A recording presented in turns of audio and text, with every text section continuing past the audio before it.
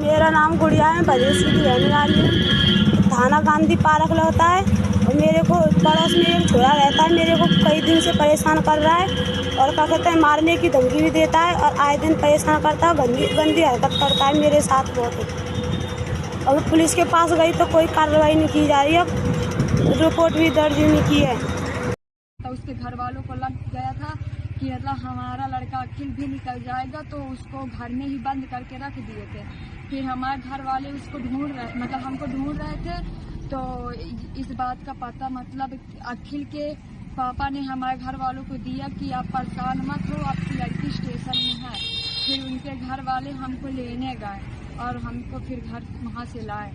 अच्छा, आप जब रेप हुआ तो इसके बाद आप लोगों ने क्या किया? इसके बाद पहले हम वहीं थे, मारे डर के घर नहीं आए, वहीं पे बैठे थे और वो अपने घर भागा था। फिर रात में फिर हमारे पास गया। घर वालों को नहीं बताया? घर वालों को किसी को कुछ नहीं पता था। आप थाने में सूचना दिए थे? क्या थाने में सूचना दिए थे? जी सर, थाने में सूचना दिए थे, लेकिन वहाँ कोई कार्रवाई हमारी नहीं हुई। क्या बोले थाने में? थाने में ये बोले कि आप जाओ दूसरी जगह जाओ, एप्लीकेशन लिखा के लाओ, ये लाओ वो लाओ। अब बहुत बार हम 2-3 बार एप्लीकेशन दे भी चुके थे, फिर भी हमें कह रहे थे कि जाओ एप्लीकेशन लिख के लाओ, फिर से दो। इसी तरह तार रहे थे 2-3 दिन। क्या नाम है आपका? रूबी देवी। कहाँ से आई हैं? भौरी तरकहा। नमस्कार, आप सभी का स्वागत करती हूँ चैनल पर और आप सभी स्वस्थ और सुरक्षित होंगे इसी कामना के साथ आज की कहानी की शुरुआत कर। कहानी उत्तर प्रदेश के चित्रकूट से, राजापुर क्षेत्र का एक गांव जमोली, जहां से किसी का एक फोन जाता है राजापुर पुलिस को और बोलता है कि आप जिसे ढूंढ रहे हैं शायद वह आपको इस गांव में मिल जाए। अब पुलिस तुरंत गांव में पहुंच जाती है और फायरिंग करना शुरू कर देती है। पुलिस की फायरिंग होती है, सामने से भी फायरिंग होती है और जिन लोगों को वह पकड़ने के लिए गई थी वह पूरा का पूरा गैंग बचकर भाग निकलता है।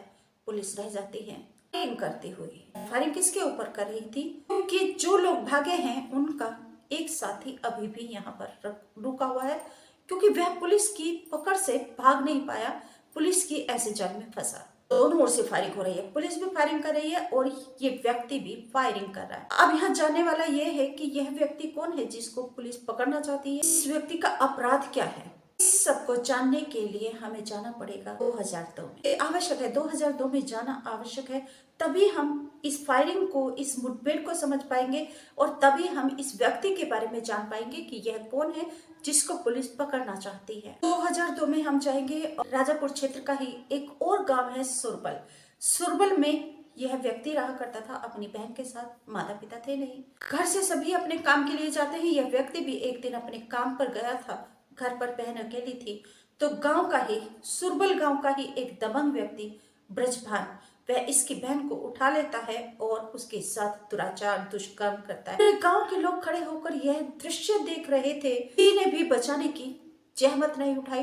वह लड़की यानी कि इसकी बहन चीखती चिल्लाती रही, सहायता की आड़ लगाती रही, किसी ने उसकी पुकार नहीं सुनी, कोई भी हाथ सहायता के लिए आगे नहीं बढ़ा। दबंग ब्रजभान अपने मंसूबे में सफल हुआ और लड़की रोती बिलखती। शाम को जब ये भाई अपने घर पहुंचता है तो बहन इसको अपनी आप बीती पीड़ा, सारा दर्द कह सुनाती है। बाकी गांव के दूसरे लोगों के द्वारा भी भाई को पता चल जाती है। इस व्यक्ति को उस समय गांव में सब प्यार से नन को बुलाया करते, नाम था घनश्याम केवट। यह व्यक्ति अपनी बहन को दिलासा देता है, जैसे भी इससे बन पड़ा और सीधा पहुंचा राजापुर थाना में और उन लोगों से अपनी शिकायत दर्ज कराने के लिए कहा, FIR दर्ज करने के लिए कहा। लेकिन पुलिस टाल मटोल करती रही, इधर उधर घुमाती रही, पुलिस ने FIR दर्ज नहीं की। नन को अपनी बात सुनाता रहता, लेकिन पुलिस सुनी करती रही, मनमाने उसको कार्रवाई करनी थी, जो भी मनमाना व्यवहार पुलिस अपना करती रही। ननको की पीड़ा और ननको की बहन की व्यथा थी, पुलिस ने उस पर कोई भी कार्रवाई नहीं। अब ननको यानी कि घनश्याम हताश उदास हो जाता है। 1 महीने तक थाने के चक्कर काटते काटते पुलिस से हताश निराश होकर ननको जाता है शंकर केवट के पास। शंकर केवट उस समय वहां का एक डाकू हुआ करता था, जिसका बहुत ही ज्यादा नाम था, रुतबा था। शंकर केवट के पास जाकर ननको बोलता है कि उसे जो भी अपनी पीड़ा बताता है कि जो उसके बहन के साथ हुआ, मेरी बहन के साथ ऐसा हुआ है और मैं उससे किसी भी कार्रवाई नहीं कर रही है, अब मैं करूं तो क्या करूं। मैं अपनी बहन की इज्जत का सम्मान बदला लेना चाहता हूँ, मैं उस पापी दरिंदे को सबक सिखाना चाहता हूँ और उसका नामो निशान मिटाना चाहते हो, क्योंकि पुलिस उसे सजा देने के बदले उसका संरक्षण कर रही है। अब शंकर केवट ननकू की बात सुनकर थोड़ी देर चुप रहता है, फिर उसे बोलता है। ध्यान से ननकू की बात सुनता है। पुलिस ने बात नहीं सुनी, शंकर केवट ने ननकू की बात सुनी और थोड़ी देर चुप रहने के बाद उसे बोलता है कि ठीक है, तुम अपनी बहन का सम्मान की, स्वाभिमान की रक्षा करोगे उचित समय आने पर। तो तुम ऐसा करो, यहीं पर रुक जाओ। अब ननकू वहीं पर शंकर केवट के पास रुक जाता है, उसी के साथ रहना शुरू कर देता है। समय बीतता रहता है, आगे बढ़ता रहता है। कुछ समय बीत जाता है, 2, 4, 6 महीने। अब ननकू कहता है कि सरदार, इतना समय बीत गया, लेकिन मैं आग में जल रहा हूँ, जिस पीड़ा में मैं जल रहा हूँ, जिस मेरी बहन के आंसू मुझसे देखे नहीं जाते, मैं उस बदले को कब ले पाऊंगा। अब शंकर उसको बोल देता है कि उचित समय आने पर तुम जरूर बदला लोगे, तुम जरूर सबक सिखाओगे और मान सम्मान की रक्षा करोगे। अब ननकू फिर उसकी बात सुनकर उसको विश्वास होता है कि हाँ, एक दिन जरूर ऐसा आएगा, और वह फिर शांति के साथ अपने काम में लग जाता है। शंकर केवट के साथ रहना शुरू कर देता है। समय बीत रहा था। अब एक दिन आता है 17 जुलाई 2003। इस दिन शंकर केवट गांव में जाता है और अपने साथ ननकू और घनश्याम केवट को भी लेकर जाता है और उस गांव में जाकर 2 बच्चों की हत्या कर देता है। शंकर के साथ में 4 लोगों की और हत्या कर देता है, यानी कि 6 हत्याएं करके वह वापस आ जाता है। ननकू भी शंकर केवट के साथ वापस आ जाता है और एज यूजुअली जैसे वो लोग रह रहे थे वैसे वो लोग रहना अपना शुरू कर देते हैं। अब समय फिर अपनी गति से आगे बढ़ने लगा। समय बीत रहा था। ननकू ने फिर शंकर केवट से पूछा कि सरदार, मैं जिस व्यथा में, जिस पीड़ा में जल रहा हूँ, उसका बदला मैं कब लूंगा। मैंने उसे फिर आश्वासन दिया कि एक दिन जरूर आएगा, तुम निश्चिंत रहो और तुम अपनी इज्जत, सम्मान और अपनी बहन के आंसुओं का, उसके सम्मान का बदला जरूर लोगे। बस इसी बीच इसके बाद 18 दिसंबर 2023 का वो दिन था जब शंकर केवट ननकू से कहता है कि जाओ, आज तुम अपनी बहन के सम्मान का बदला लेकर आओ। जिस व्यथा, जिस पीड़ा में तुम जल रहे हो और तुम्हारी बहन जल रही है, आज उस आग को बुझाओ और अपनी बहन के मान सम्मान की रक्षा करो। बस ननकू वहां से चल देता है घनश्याम और गांव में आता है। गांव में वह ब्रजभान को पकड़ता है और उसको इतनी बुरी तरह से मारता है, उसको इतनी बुरी तरह से मारता है, उसकी वो दुर्दशा करता है कि पूरा गांव देखता रह जाता है। और आज भी जाने के लिए उस ब्रजभान दरिंदे को कोई नहीं आता, बिल्कुल उसी तरह जैसे उसकी बहन के साथ सब लोग देख रहे हैं, लेकिन कोई भी दरिंदे ब्रजभान को बचाने के लिए उसकी हिमायत में नहीं आता। घनश्याम उसकी हत्या कर देता है और घनश्याम पूरे गांव को यह सबक भी सिखाता है कि अगर किसी भी बहन बेटी के ऊपर कोई दृष्टि रखेगा तो उसका यही अर्थ होगा। तो आज ब्रजभान का हुआ है। घनश्याम ने पूरे गांव को संदेश दिया कि अब से गांव की हर एक बहन बेटी सुरक्षित है और वह निश्चिंत रहे, क्योंकि गांव में कोई भी दरिंदा नहीं पनपेगा और कोई भी किसी भी दरिंदे के हाथ और नजर किसी भी बहन बेटी तक नहीं पहुंचेंगे। वहां से चला जाता है और गांव की बहन बेटियों के मन में तो ये भाव खैर घर कर चुका था, वह निश्चिंत हो चुकी थी कि अब वह सुरक्षित है। उसने जिस तरीके से अपनी बहन के सम्मान का, स्वाभिमान का बदला लिया और पापी दरिंदे को मौत के घाट उतार दिया। अब 21 जुलाई 2004 आता है। शंकर केवट एक गांव में जाता है और घनश्याम को भी अपने साथ लेकर जाता है। उस गांव में जाकर एक व्यापारी के ऊपर हमला करते हैं। वसूली करने के लिए व्यापारी इसका विरोध करते हैं, तो शंकर केवट व्यापारी की हत्या कर देता है और उसके परिवार के 3-4 लोगों को अगवा भी कर लेता है ताकि उनसे रंगदारी वसूल करके धन प्राप्त करे।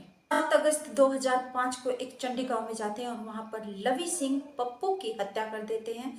अब जो ननकू था उसका भी नाम सुर्खियों में आना शुरू हो गया था। शंकर केवट के साथ घनश्याम केवट का नाम भी अब सुर्खियों में आने लगा था, लोग जानने लगे थे और पुलिस रिकॉर्ड में भी उसका नाम लिखा गया था, क्योंकि अभी तक पुलिस रिकॉर्ड में घनश्याम का नाम नहीं था।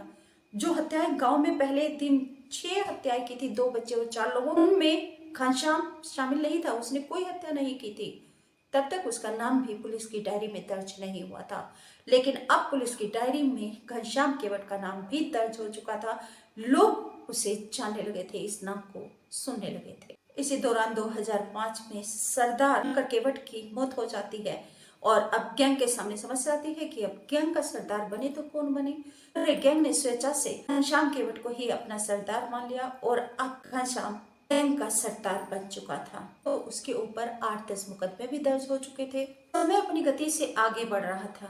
23 जून 2008 को भी पुलिस के साथ मुठभेड़ होती है, जिसमें सभी डाकू भाग जाते हैं, लेकिन 2-3 पुलिस वाले शहीद हो जाते हैं।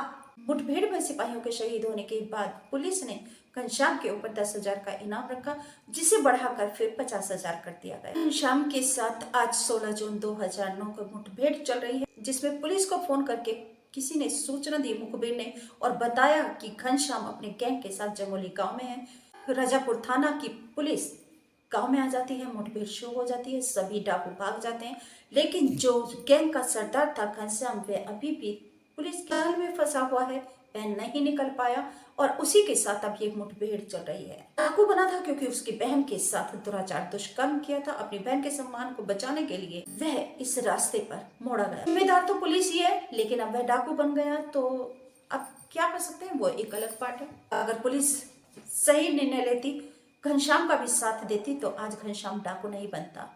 तो घनश्याम को डाकू बनाने वाली भी पुलिस ही है, लेकिन आज उसी के साथ वह मुठभेड़ कर रही है, उसी को वह मारना चाहती है। उसी को मारने के लिए चारों तरफ से पुलिस ने आज घनश्याम को घेरा हुआ। 3 दिन तक ये मुठभेड़ चली, 55 घंटे लगभग ये मुठभेड़ चली। पुलिस को सूचना मिली थी 16 जून 2009 को, दिन के लगभग 11 से 12 बजे का समय रहा होगा। तुरंत पुलिस आती है, 1 बजे का समय समझ लीजिए, तब यह मुठभेड़ हो रही थी। इस मुठभेड़ में पुलिस का एक सिपाही शहीद हो जाता है। पुलिस अब इस बात की सूचना अपने सीनियर ऑफिसर्स को देते हैं, पूरी स्थिति से अवगत कराते हैं, तो वहां पर सीनियर अधिकारी भी आ जाते हैं, एसएसपी, सीओ, आईजी, डीआईजी, और इस पूरी घटना की मॉनिटरिंग कर रहे थे तत्कालीन यूपी सीएम मायावती जी और डीजी विक्रम सिंह जी। घटना 16 जून 2009 को शुरू की थी और वह कंटिन्यूअसली जारी रहती है, रात में भी जारी रहती है। इस घटना में 3-4 सिपाही और शहीद हो जाते हैं। 17 जून 2009 को यह लगातार एनकाउंटर चल रहा था। टीवी चैनल्स भी वहां पर कवरेज करना शुरू कर देते हैं और यह कवरेज लाइव चल रहा था। पूरा देश अपने अपने घरों में बैठकर टीवी के सामने इस एनकाउंटर को देख रहा था। एक बंदे को पकड़ने के लिए मायावती ने, डीआईजी थे, उन्होंने पुलिस फोर्स की टुकड़ियों पर टुकड़ियां भेज दी। 1000 पुलिस वाले वहां पर भेज दिए गए, जिन्होंने डाकुओं के सरदार को चारों तरफ से घेर लिया। डाकुओं का सरदार घनश्याम को अब बचने का कोई भी रास्ता नहीं था। अब उसने सोचा कि अब मैं जाऊं तो जाऊं कहां, चारों तरफ से घिरा देखकर उसने सोचा, गांव में एक मकान था, पक्का बना हुआ 2 मंजिला मकान। वह उस घर में किसी तरीके से चोरी छिपे जाता है और उस घर के लोगों को वह बाहर निकाल देता है, बोलता है कि मुझे पुलिस पकड़ने के लिए घेरे हुए हैं, आप घर से बाहर निकल जाओ, नहीं तो पुलिस की गोली आपको लग सकती है, यहाँ मैं अपने आप रहूंगा, आप निकल जाओ। तो घर के लोग बाहर निकल जाते हैं और घनश्याम उस पक्के घर में 2 मंजिला मकान में अपनी छुप जाता है और पुलिस को जवाबी कार्रवाई में यहाँ बरसाता रहता है। इस मुठभेड़ में 17 जून 2009 को 4-5 पुलिस वाले और शहीद हो जाते हैं। अब और भी ज्यादा स्थिति भयानक हो जाती है। पुलिस सोचती है कि आखिर इस घनश्याम को कैसे पकड़ा जाए, विचार विमर्श करती है और जो अधिकारी थे सीनियर्स सब मिलकर विचार विमर्श करते हैं, तो एक उपाय योजना बनाई जाती है और ये बोला जाता है कि ठीक है, जो भी इस घर के चारों तरफ मकान है उन सब में आग लगा दो। झोपड़ियों के फूस के बने हुए मकान थे। अब पुलिस ऐसा ही करती है, उस पक्के मकान के चारों तरफ जो भी मकान थे उन सब में आग लगा दी जाती है। कम से कम 80-90 घरों में आग लगा दी जाती है। अब लोग करें तो करें क्या, क्योंकि ये तो शासन का आदेश है। लोगों की जो भी रोटी सब्जी दाल चावल वहां सब जलकर खाक हो गए, कपड़े लत्ते और जो भी रुपया पैसा जो भी उनका छोटा मोटा या ज्यादा जो भी सामान था A to Z सब कुछ जलकर राख हो गया। और पुलिस ने एक डाकू के सरदार को पकड़ने के लिए, ये जघन्य अपराध भी इसे कह सकते हैं और कहना ही चाहिए, मासूम लोगों के घर चला दी। पुलिस सिर्फ ननकू की बात नहीं सुनी, उसकी पीड़ा, उसके ऊपर अत्याचार हुआ, उस पर कार्रवाई नहीं की, ऊपर से अब और 80-90 लोगों के घर चला दिया। प्रशासन जो करे वही सही है, लेकिन घनश्याम इसमें भी नहीं मारा जाता। वह किसी तरीके से इसमें भी जान बचाकर अपनी भाग निकलता है और भाग कर वह छुप जाता है। एक खड्डा था, नाला था, वहां पर पुलिस को पता नहीं कि वह बचकर वहां भाग गए। पुलिस तो ये सोच रही थी आग लगी है, 90 घरों में आग शांत हो जाएगी तो घनश्याम इनमें जला हुआ मिलेगा। पुलिस भी निश्चित होकर बैठी हुई थी, नजारा देख रही थी, लेकिन वो छिपा हुआ था नाले में। एक महिला की नजर घनश्याम के ऊपर पड़ जाती और वह चीख कर बोलती, अरे घनश्याम तो यहाँ पर छिपा हुआ है। अब पुलिस तुरंत उसके ऊपर गोलियां बरसाना शुरू कर देती है। ऑन द स्पॉट घनश्याम की मौत हो जाती है, लेकिन फिर भी पुलिस का साहस इतना नहीं था कि वह घनश्याम को जाकर सीधा सीधा पकड़ ले। वह इंतजार करते रहे कि शायद घनश्याम अब प्रभावी कार्रवाई करेगा, लेकिन जब घंटे बीत जाते हैं तो उसके बाद वहां पर जाती है और उस घनश्याम को वहां से उठाती है और उसका जो भी क्रिया वगैरह करनी है वह करती है और जो भी अपनी कार्रवाई है वह करती है। आप सभी से निवेदन करती हूँ कि प्लीज अगर कोई अत्याचार और आपके ऊपर कोई ऐसा संकट भी है तो प्लीज कानून के साथ खिलवाड़ ना करें, क्योंकि इसमें जीवन नष्ट होता है। आप सावधानी से रहिए, सुरक्षित रहिए और कानून का सहारा लीजिए। कानून में जा सकता था, किसी वकील को हायर कर सकता था और अपनी बात को के माध्यम से न्याय पा सकता था। हालांकि ऐसा मुमकिन नहीं, क्योंकि आज के समय में भी एक लड़की न्याय के लिए कोर्ट के चक्कर काटती रही, पुलिस के चक्कर काटती रही, लेकिन जब उसे न्याय नहीं मिला तो उसने आखिर में खुदकुशी करने का फैसला लिया और उसने अपने जीवन का अंत कर दिया। यह होता है, पुलिस अपनी मनमानी करती है, शरीफ लोगों की विनती या पीड़ा को वह नहीं सुनती, उन्हें दरकिनार कर देती है और पुलिस अपनी मनमानी कर देती है, और जिसका नतीजा होता है कि बहुत सारे अपराधी पुलिस के ही जन्म दिए होते हैं। पुलिस के ऊपर भी बहुत ज्यादा सख्ती अति आवश्यक है, जो कि हमारे सीएम योगी जी ने किया हुआ है। लेकिन पुलिस अपनी हरकतों से बाज नहीं आती, वह करती रहती है, लेकिन फिर भी पुलिस कितना भी बचे उसके ऊपर हंटर तो पड़ेगा योगी जी का। इस प्रकार से एक गरीब इंसान से घनश्याम डाकू बना और इस प्रकार से उसके जीवन का अंत हुआ। आप सभी से निवेदन करती हूँ कि प्लीज चैनल को सब्सक्राइब करके घंटे को दबाकर ऑल पर सेलेक्ट कर लीजिए, परिवार का सदस्य बन जाए। चैनल को सब्सक्राइब करके घंटे को दबाकर ऑल पर सेलेक्ट जरूर कीजिए, तभी नोटिफिकेशन आपको हमेशा मिले। चैनल को लाइक करके शेयर भी जरूर कर दीजिए। नमस्कार, थैंक यू।